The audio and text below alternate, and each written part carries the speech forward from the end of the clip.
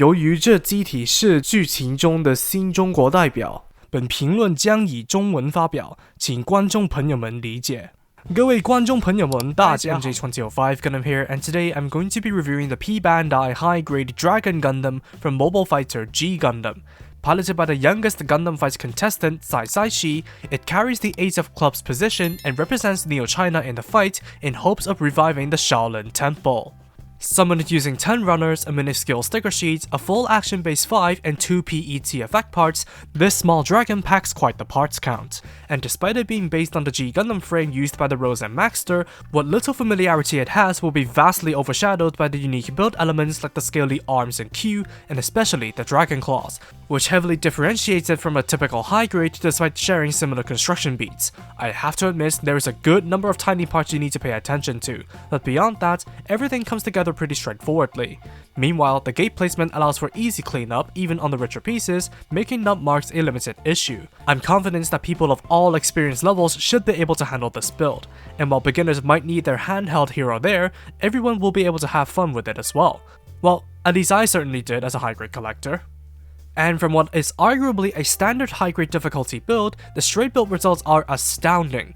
Granted, the design of the Dragon Gundam isn't that demanding by today's standards, so part separation didn't really need to be abused. The stickers used on the forehead camera, Gundam eyes, and recesses in the chest and dragon claws fill in all the detail that it needs since there are no further missing paint apps, and the color choices are correct. Meanwhile, the proportions are properly refined and stylized, resulting in a fierce and sharp aesthetics that accentuates the dragon and scaly theme.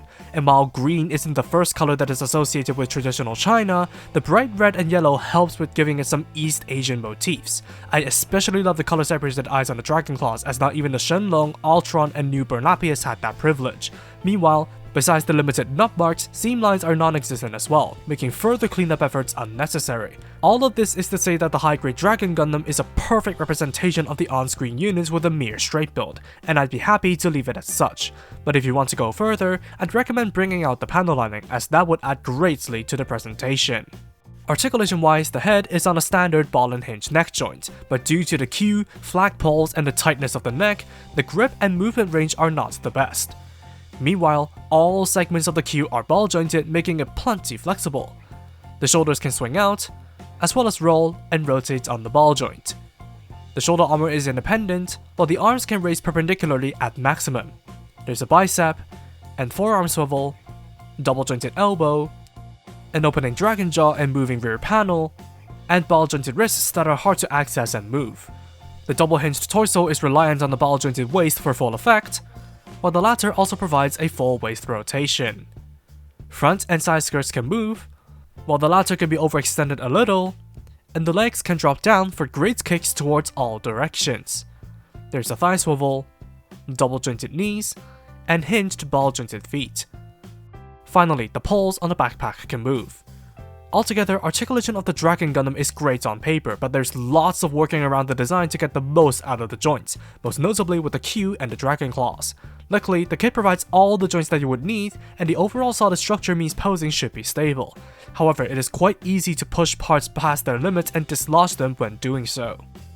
In terms of accessories, besides the hands you get from the Maxter, an additional flat left palm is added to this package for display purposes, and thanks to the opening dragon jaws, swapping out the hands is no harder than usual. The weapons start with a Benpatsuto, a blade that functions like a scorpion's tail and comes out of the queue for surprise attacks, replicated with a separate, ball-jointed tip. Next up are the signature Fei Long flags. The stored dummies of the shoulders and backpack are removed for effect, and 6 poles with each of their own effect parts are included for display.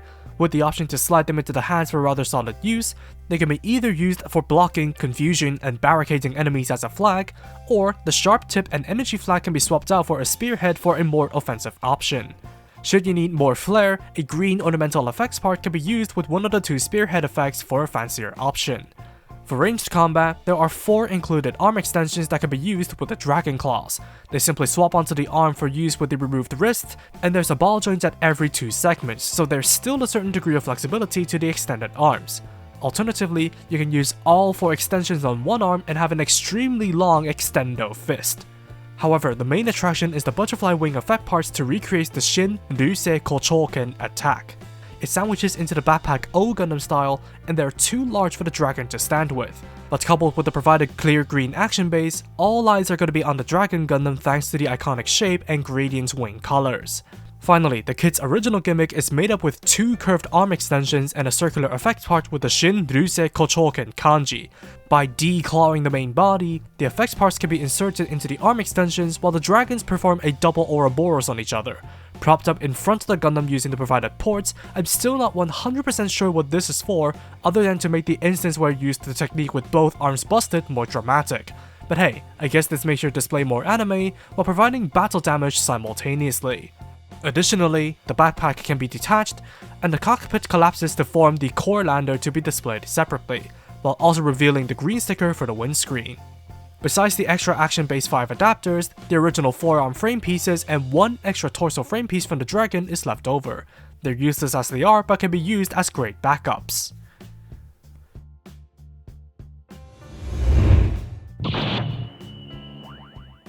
With a year full of kits that needed a lot of touch-ups, the high-grade Dragon Gundam is ironically a splash of cold water for me, waking me up from the nihilistic outlook and reminding me that Bandai can still make kits that both look accurate to the sources and function well.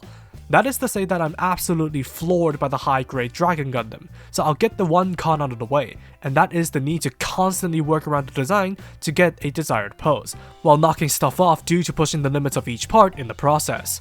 However, once you play along, the strengths of this kit will start to stick out. The visuals are characterful and strong with no additional work needed. Articulation is plenty flexible, and the plethora of accessories will not leave you wanting more. I will say that I think the original gimmick is a bit gratuitous, but it's undeniable that the PET effect parts are the highlights of this package. It's also a massive shame that it is premium, but ultimately, what you're getting out of this is the definitive Dragon Gundam model kit experience, and I cannot be happier to be owning a copy. And that's all for me. Thank you for watching, drop a like and comment if you did enjoy the video, subscribe for more content like this, and feel free to follow me on social media with the links down below. That said, take it easy, stay safe, and I'll see you all in the next video. Peace out guys, bye bye.